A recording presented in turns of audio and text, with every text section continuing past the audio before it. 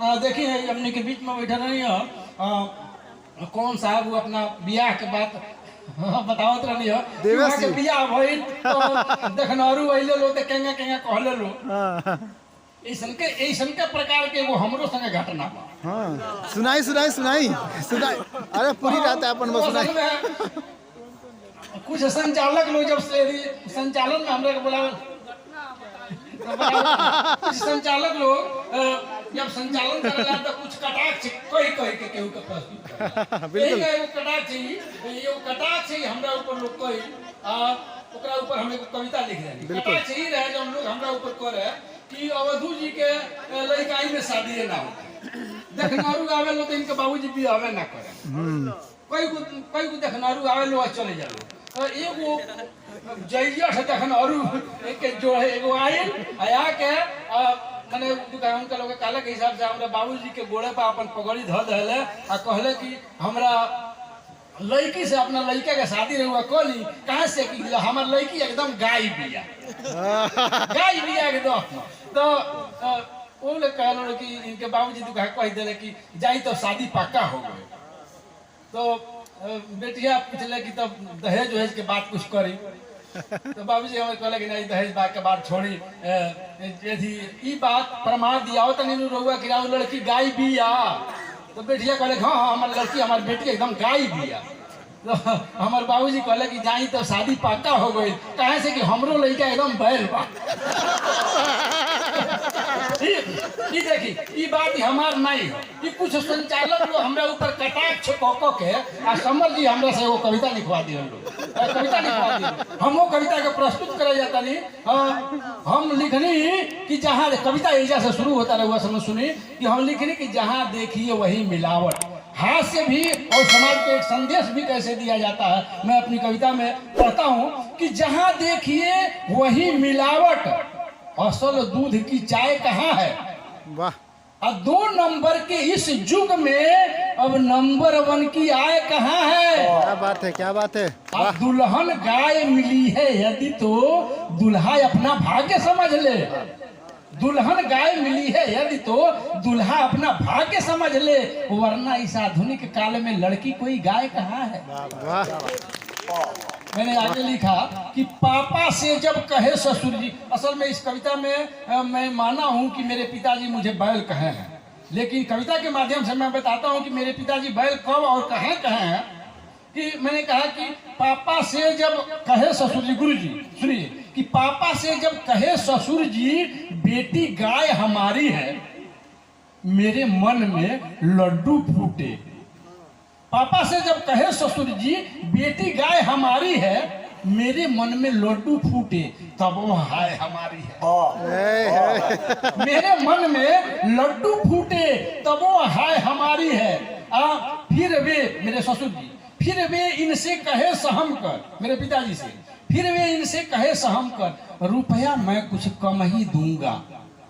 आगे बढ़कर मैं खुद बोला मैं ही तनिक दहेज न लूंगा। क्या बात है। आगे बढ़कर मैं खुद बोला मैं ही तनिक दहेज न लूंगा। असल में मेरा मन हो उठा सशंकित मेरा मन हो उठा सशंकित दूजा कोई महक न जाए और सोचा अभी सगाई कर लूं गाय हमारी बहक न जाए सोचा अभी सगाई कर लूं गाय हमारी बहक न जाए। अब मुझे देखने वालों के यही की बात है कि मुझे देखने वालों के गुरुजी कि मुझे देखने वालों के सम्मुख मुझको बिगड़ैल कह दिए और मैंने कहा दहेज न लूंगा पापा मुझको बैल कह मैंने कहा चलिए बहुत बहुत धन्यवाद आपको कि मैंने कहा दहेज न लूंगा पापा मुझको बैल कह दिए।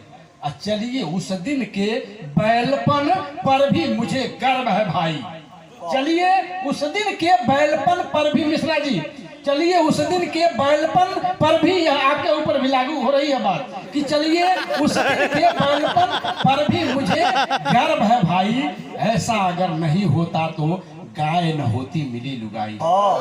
चलिए उस दिन के बैलपन पर भी मुझे गर्व है भाई ऐसा अगर नहीं होता तो गाय न होती मिली लुगाई।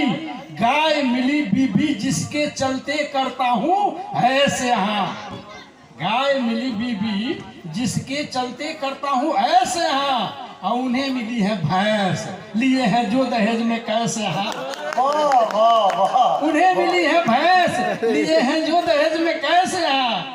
खत्म हुआ रुपया दहेज का, फिर तो है ठन ठन गोपाला। और जिन्हें मिली है भैंस वे सभी फिर रहे हैं कंठी माला। जिन्हें मिली है भैंस वे सभी फेर रहे हैं कंठी माला। अब मेरी बीबी गाय मिली है, मुझे देख हर्षाती है। और घर जाता हूँ अगर कहीं से हंसकर गले लगाती है। मेरी बीबी गाय मिली है, मुझे देख हर्षाती है। घर जाता हूँ अगर कहीं से हंसकर गले लगाती है। और घर है दूध नहीं है तो भी वह पड़ोस से लाती है। और रोज मुझे सोने से पहले गर्मा गर्म पिलाती है। क्या बात है।